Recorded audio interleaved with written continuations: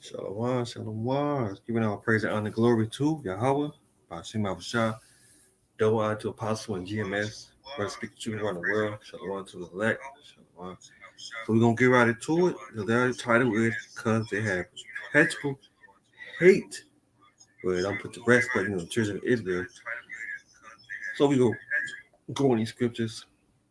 We're going to go right into it, man. So it's our job. It's to prophesy against Mount Seir, man. And, so we're going to go ahead.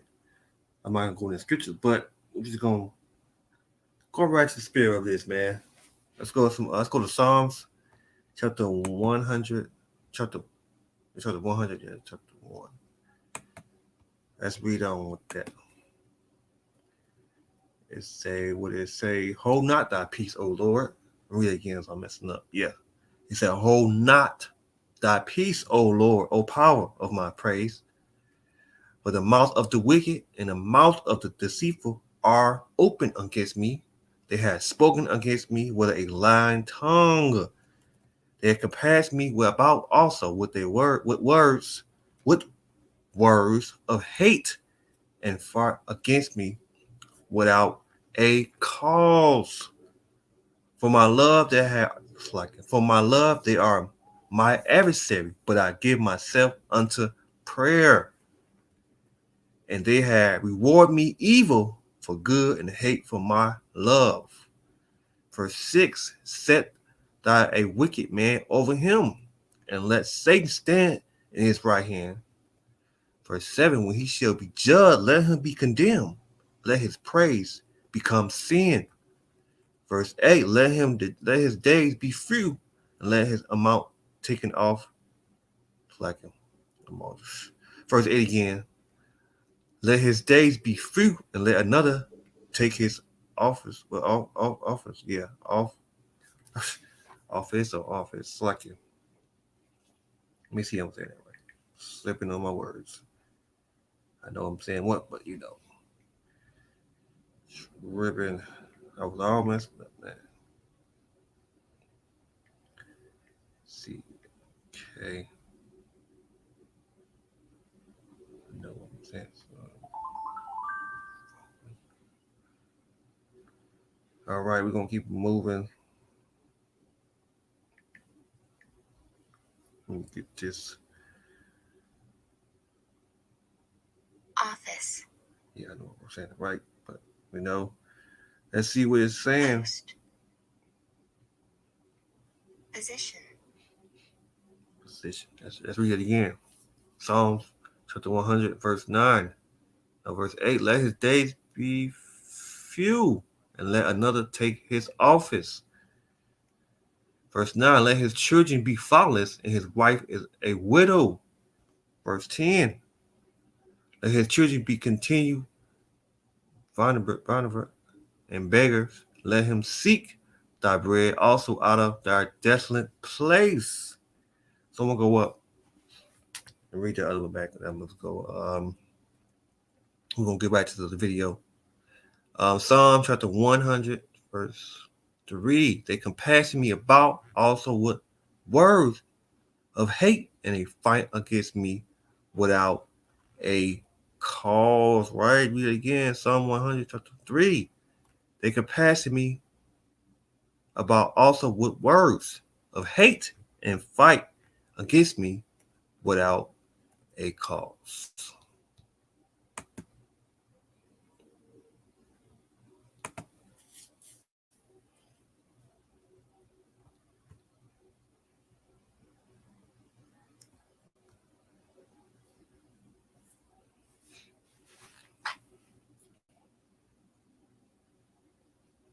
Louis back then was an industrial boom town with all kinds of conflicts and tensions between ethnic and political groups, between workers, companies, unions. There were plenty of jobs. When World War I cut off the flow of immigrants from Eastern Europe, companies went to the American South for a fresh supply of cheap, unskilled labor. And now these northern industrial cities had a new issue to deal with, something they called the Negro problem. Like the Eastern Europeans before them, African Americans now left home to find work and to start new lives in northern industrial cities. And they heard that if you couldn't get a job in East St. Louis, you couldn't get a job anywhere. There had always been African Americans living in the American bottoms, but their numbers were relatively small until now. You could see it every day at the East St. Louis train station, the new arrivals from the South coming in such numbers that they were becoming more visible in town, in the factories, and in politics.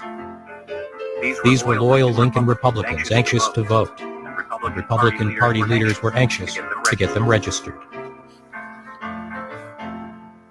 It upsets the political balance in the first couple of decades, especially in that second decade. And there's lots of talk, especially in the teens, about voter fraud.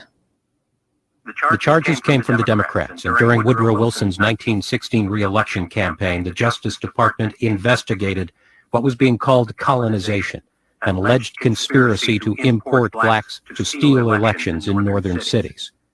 One story, unsupported by evidence but widely circulated, was a plot to have blacks vote in East St. Louis, then board a train to vote in Springfield, and a third time in Chicago. If you take the newspapers at face value, you would say the public perception was, oh yes, there was colonization.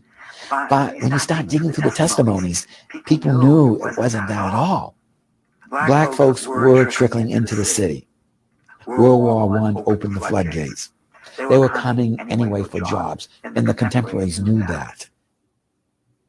But people were being told they were here to steal elections. Labor leaders said they were here to steal jobs. And the huge numbers of newcomers were straining the local housing and services. Racial tensions continued to grow. It's not that the country was ever really at peace with itself in this era. There were race riots and labor battles like these in other cities before and after. But what happened in East St. Louis struck a national nerve. The reports of Americans killing Americans came on the same front pages as the reports of American troops in Europe fighting to save democracy. It was labor troubles at the aluminum ore plant that set the tragic events in motion. The company followed its usual practice of bringing in replacement workers to break the strikes and keep the plant in operation. But now many of the replacements were Negroes. There were white replacements too, but strike leaders made blacks the issue and the target. It becomes so conflated with racial animosity too. It's the way that you can organize people and organize a mob. That's what they did. In the spring of 1917, the National Guard was brought in to protect the factory and its workers. But everybody knew this was a town on the verge of a race riot. When violence flared up in May, the Guard was able to keep it under control. But East St. Louis hadn't cooled off. Tensions built, fueled by unsubstantiated press reports of Negro crime waves and gun purchases, and by rumors and inflammatory public speeches. They wanted to drive the blacks out of East St. Louis. They wanted to make East St. Louis an all-white town. The evening of Sunday, July 1st, a car drove through a Negro neighborhood firing shots as it drove by. Later, when another car approached, shots were fired from the crowd. Maybe some thought it was the same car, but it wasn't.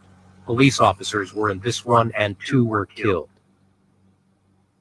When word of what happened spread, white mobs set out to attack blacks. They beat, shot, lynched, even burned to death. Fires were set in black neighborhoods and people were shot as they tried to escape the flames. A family just up from Mississippi stepped right into the middle of it. And just as we got to 10th Street, where we were standing, we could see different people running and hollering, colored people. And they were getting down in the weeds that they were hiding from. And the guy was running and shooting. You didn't know what to shoot. You just see the smoke and hear the shot. That was a scary time. The daughter of former Mayor Melbourne Stevens was told to stay indoors, and she watched from her bedroom window. You could hear cars racing by and people yelling and screaming, and I could see all the fires burning where they set fire, to the colored houses. I was petrified.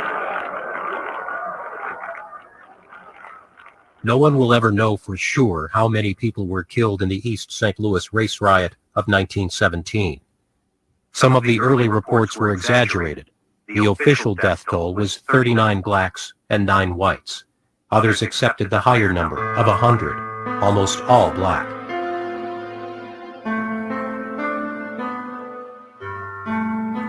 They searched for bodies, but so many people couldn't be accounted for. Maybe they had crossed the bridge to St. Louis. Maybe their bodies were somewhere in the river. The nation responded with speeches, editorials, and accusations. Some blamed labor, the police, city government, industry for importing blacks. Some said whites had only acted to prevent a black uprising. In the South, many said the race riot exposed Northern hypocrisy and showed what was really awaiting Southern blacks in northern cities. By the 19-teens, it was the North's turn to decide on the Negro question. And I see East St. Louis as a harbinger of white supremacy, Northern style. Despite pressures from blacks and whites to condemn the riot, President Wilson made no statement. But Congress investigated the riot, the crimes, and the city of East St. Louis itself. This wasn't a black eye. This was a self-inflicted wound that would leave an ugly scar if it ever healed at all.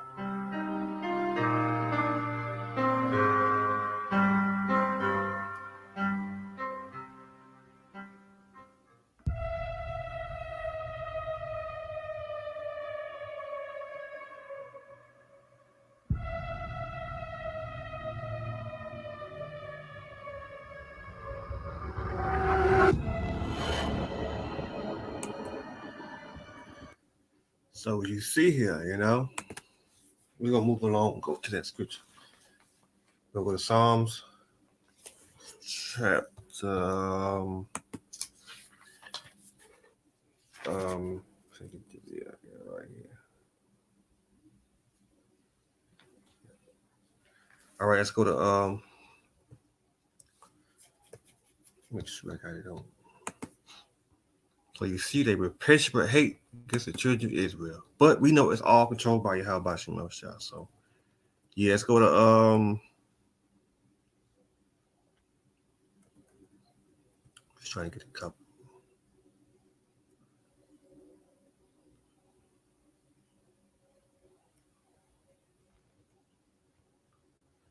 Let's see what I'm trying to get.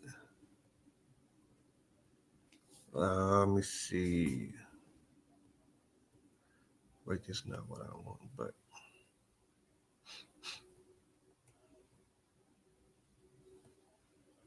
I forget what was it.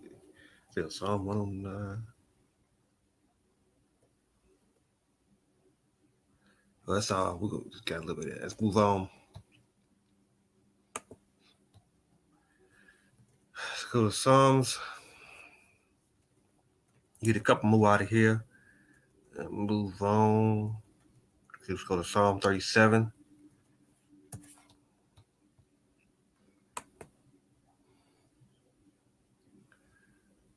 Verse, I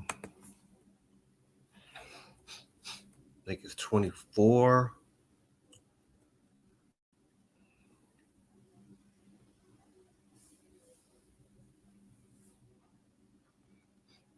Yeah, Psalms 37, verse 20. But the wicked should perish, and the enemy of the Lord should be as fatness of a lamb. They should consume as a smoke, should they consume away. Again.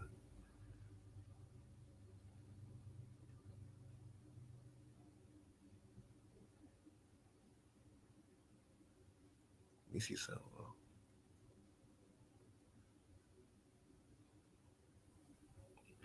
Psalms 37 verse 15, the sword should enter in their own heart. They should should be broken.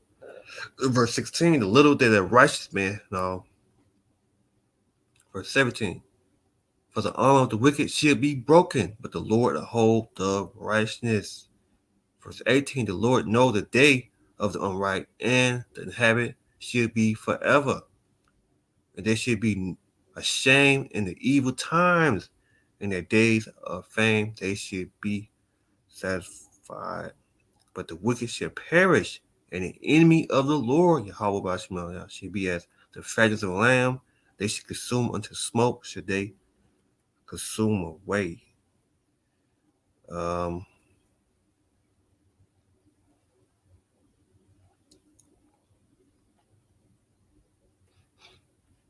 Psalms 37 verse 28, but the Lord loved judgment and forsake not his saints.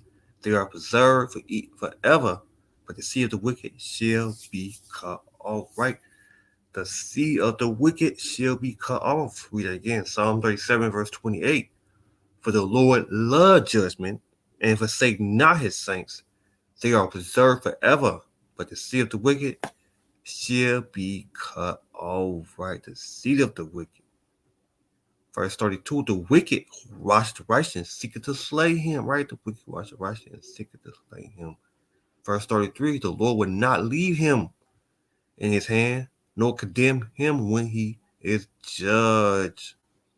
Verse 34, it said, wait on the Lord and keep his ways, and he shall exalt to inhabit the land. When the wicked are cut off, thou shalt see it, all right? Thou shalt see it.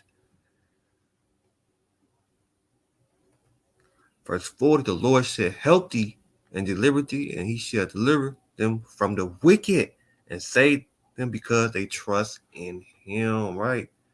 They trust in him. All right, let's move on. What else we got?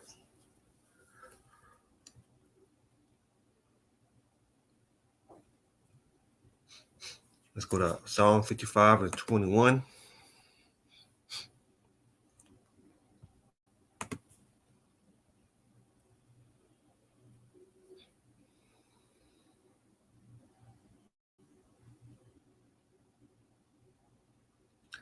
Psalm 55, verse 21. The word of his mouth was smoother than butter, but war was in his heart.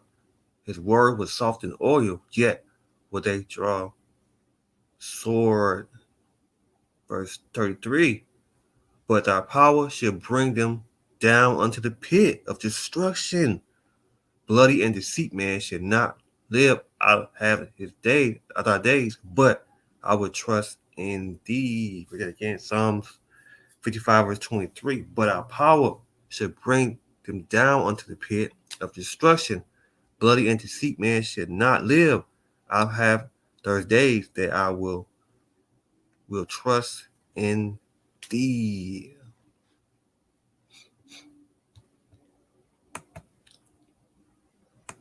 Let's go Psalm 59 verse 2.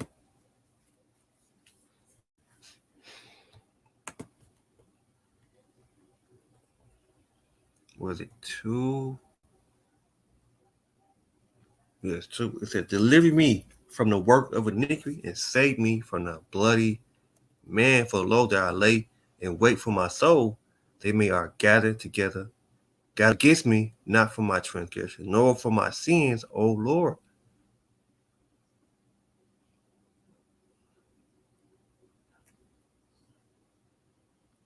Yep, I think that was it.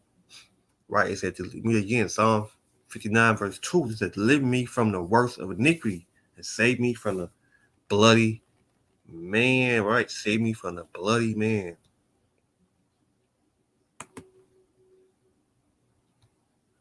Let's go to Job chapter 8, verse 22.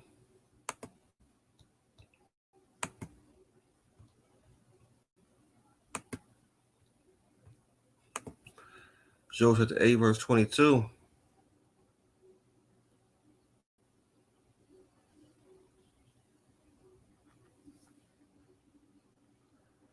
Joel chapter 8, verse 22, they that hate thee shall be clothed with shames, and the dwelling place of the wicked shall come to naught. Right? The dwelling place of the wicked shall come to naught. Let me see if I get something. Let me go to Psalms 30, 36, 37. No, Psalm 35. Psalm chapter 35, verse 26.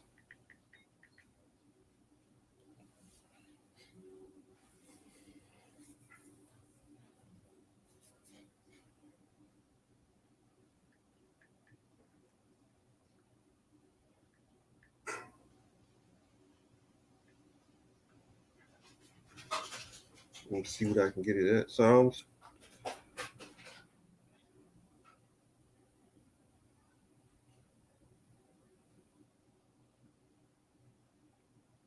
No, I don't want that. We're just gonna go right into it. I don't want to be too long on this. So let me see. Now we're just gonna move on. Let's go to Job again. Chapter 8, verse 22. That they hate thee should be clothed with shame, and the dwelling place of the wicked shall come to naught. Right? Come to naught. Let's go to Proverbs chapter 11, verse 21. We're gonna go right into it. Get right into this. Proverbs 11. Oh, come on, man. 11, verse 21. Proverbs 11, verse 21.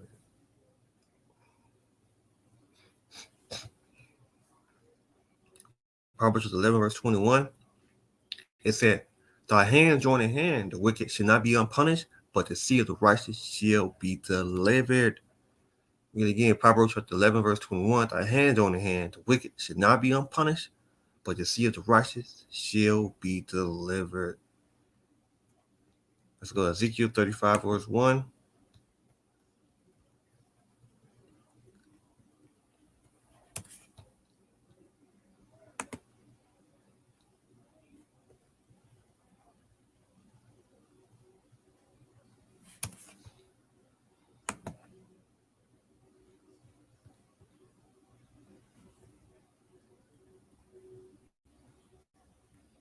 Ezekiel 35, verse 1. It said, moreover, the word of the Lord came to me, say, son of man, set thy face against Mount Seir and prophesy against it. Against, it prophesy against it, and say unto it, thou said the Lord, thy power. No, said the Lord, power, behold, O Mount Seir, I'm against thee, and I will stretch out my hand against thee, and I will make thee most desolate, and I will lay your city wasted, and I should be desolate, and I should know that I am the Lord, because it had oppressed with hate, and had shed the blood of the children of Israel by the force of the sword, in the time of their calamity, in the time their iniquity have ended. Therefore, as I live, said the Lord, our power, I will prepare thee unto blood, and blood shall pursue thee, so that I have not hated blood. Yeah, you not hated blood, should blood pursue thee.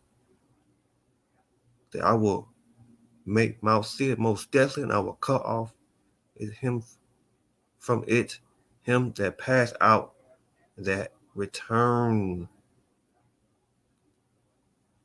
Verse 8, verse 9. And I will make thee oppressed but desolate, and thy seed shall not return. You should know that I'm the Lord. I am the Lord.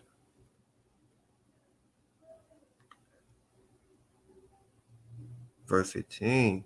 If thou did rejoice at thy inhabitant of the house of Israel, because it was desolate, so I will do unto thee. And thou shalt be desolate, O Mount Seir, and I will, and all Adumim, even all of it, they shall know that I am the Lord. Right, I am the Lord. Ezekiel 25, verse 12.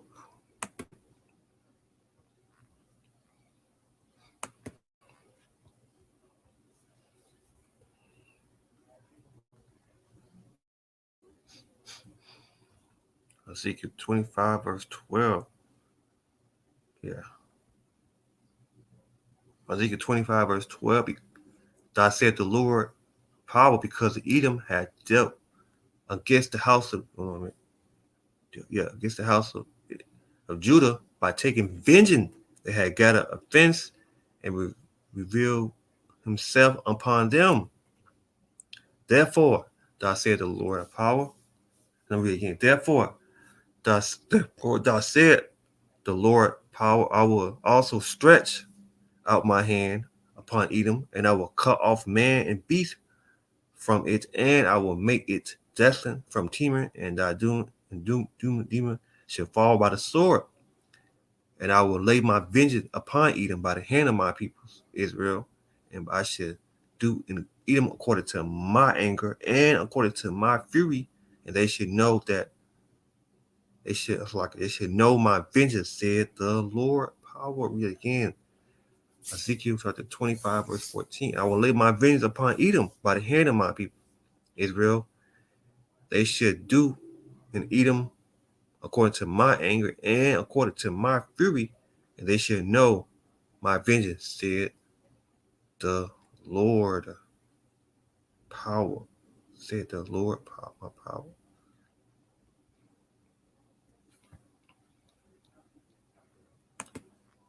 All right, let's go to Galatians. Here we're going to put Galatians. Lamentation chapter 4, verse 21 already is. We'll go to 22. Galatians 4, verse 22. The punishment of thy iniquity is accomplished, O daughter of Zion. He will no more carry thee away unto captivity. He will visit thy iniquity, O daughter of Edom, and he will discover thy sins, right? He will discover our sins. We discover thy sins. Yeah. Lamentation chapter 4, verse 22. The punishment of thy iniquity is accomplished, O daughter of Zion. He will no more carry thee away into captivity. He will visit thy iniquity, O daughter of Edom. He will discover thy sins. Right, he will discover thy sins. In Galatians 6 and 7. Close out with that. Galatians 6 and 7.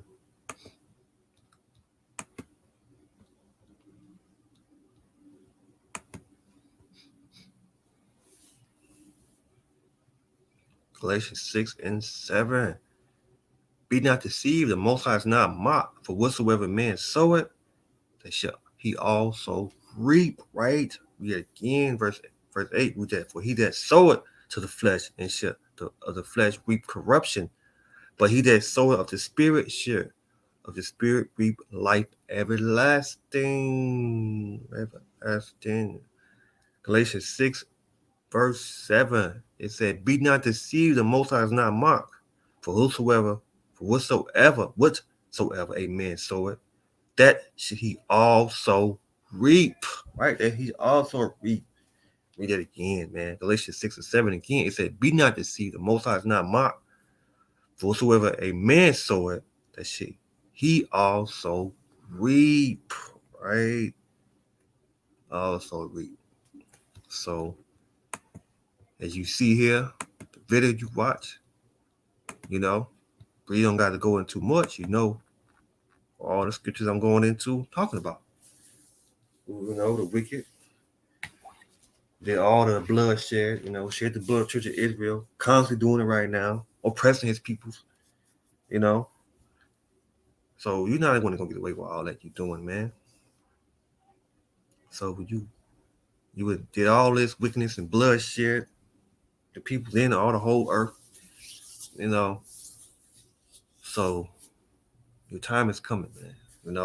Like they say, go ahead and drink up, turn up, and do all kind of do what you're gonna do. Your time is coming, man. For all the wickedness, the bloodshed, especially the bloodshed of the Church of Israel, man. You shed the blood of the Church of Israel and the so-called Native Americans, Latinos, this wicked man, so-called white man, this evil, wicked man. Your time is coming. Do all you do. If you're watching this, hey, man. I don't know why I put that scripture. We'll read that again. So I'm going to mix Galatians 6 and 7. It said, be not deceived, the Most High is not mocked. For whosoever a man sow it, that should he also reap, right? Whosoever a man sow it, that should he also reap. So we didn't have to go into too much all that. But so you see, we went to your scriptures all about that. So you know what you've been doing. You've been doing a lot of, man. So, yeah.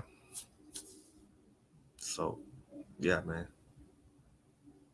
So I'm going to close it out right there. So giving all praise and honor and glory to Yahweh, by Shema Shah, double honor to apostles when the brothers speaking truth from around the world.